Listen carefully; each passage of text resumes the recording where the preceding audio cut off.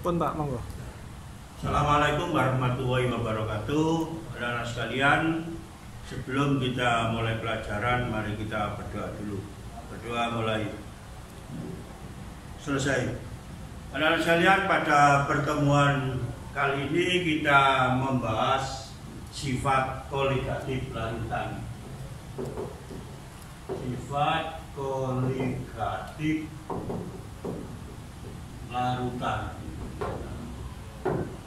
Perlu anak-anak ketahui bahwa sebelum kita membahas sifat koligatif larutan, perlu diketahui juga sebagai prasyarat, yaitu satuan-satuan konsentrasi, ya.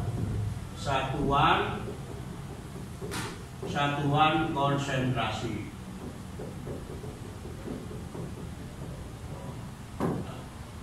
Satuan-satuan konsentrasi yang perlu diketahui anak-anak sebelum kita membahas sifat koligatif, diantaranya adalah yang pertama adalah molaritas.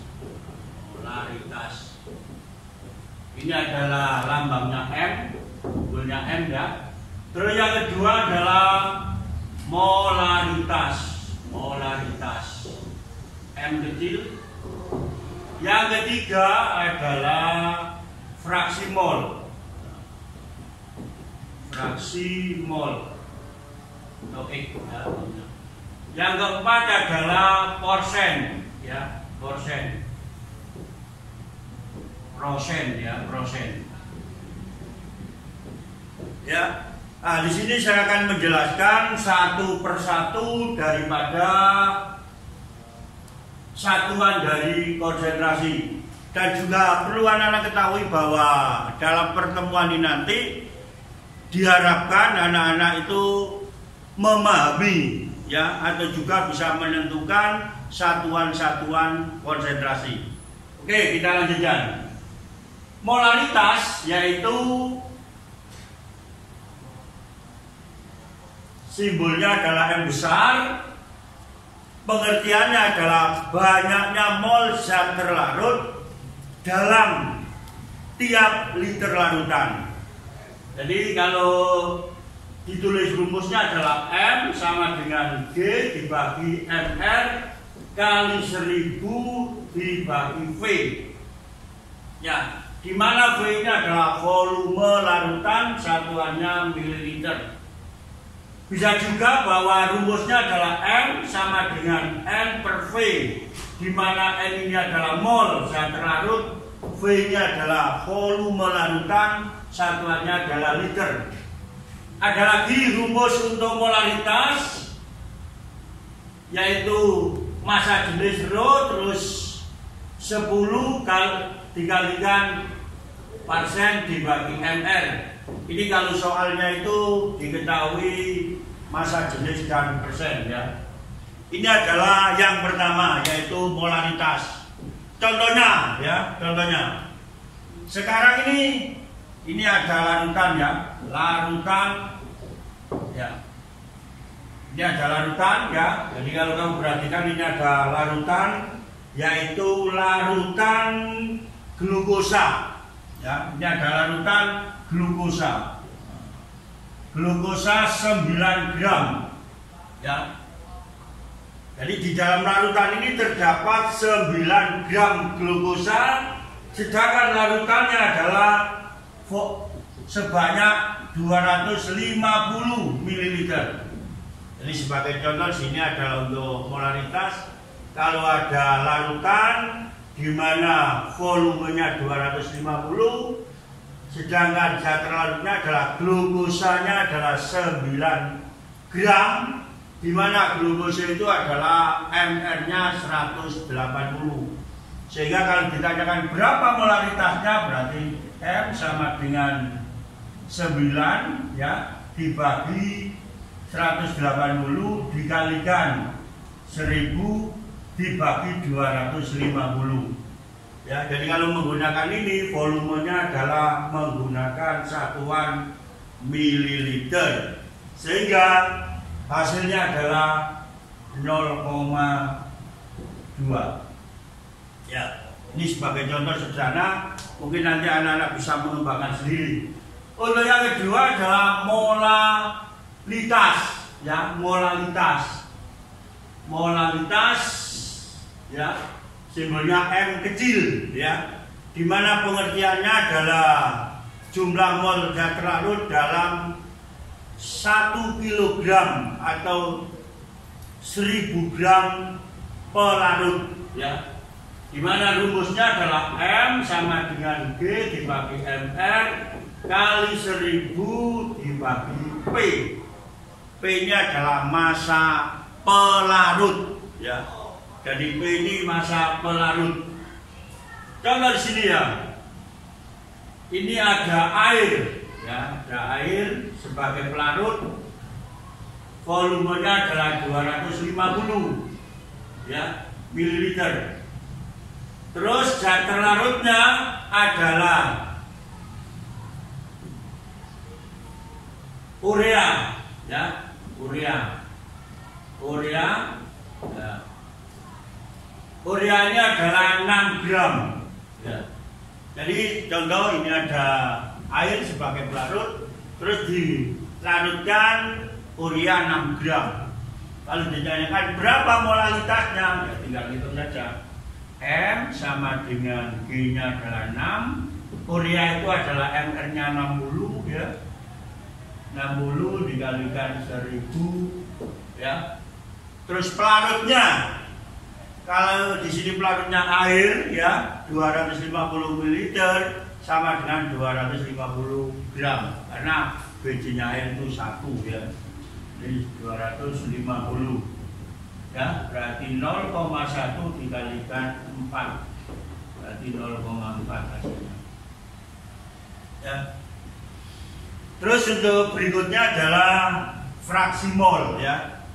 Fraksi mol itu adalah perbandingan mol terlarut, ya, dengan jumlah mol larutan, ya.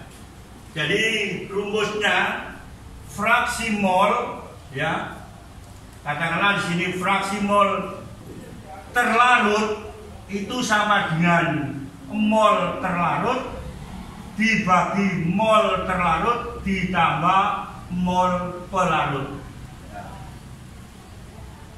Demikian juga untuk fraksi mol pelarut sama dengan mol pelarut dibagi mol pelarut ditambah mol terlarut, ya. Ini sebagai rumus untuk fraksi mol, ya. Ya, kita kasih contoh biar punya gambaran, ya. Jadi contohnya ini, ya, ini ada ini, ya, contohnya.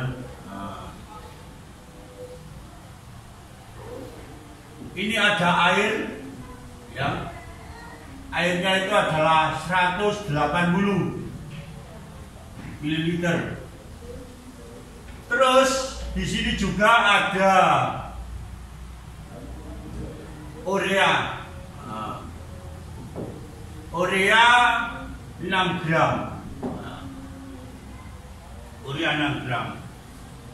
Berarti kalau kita mencari fraksi molnya, apakah itu urea, apakah itu air? Nah, caranya begini. Pertama kita mencari molnya urea dulu. Nah, molnya urea. Molnya urea itu adalah 6 dibagi MR-nya urea 60 di 0,1 mol, ya. Sedangkan untuk molnya air adalah 180 dibagi 18 berarti 10 mol, ya. Sekarang kalau kita mencari berapa fraksi molnya urea, nah, untuk fraksi molnya urea itu adalah molnya urea 0,1 dibagi molnya urea ditambah molnya air, ya. Jadi seperti ini cara mencarinya.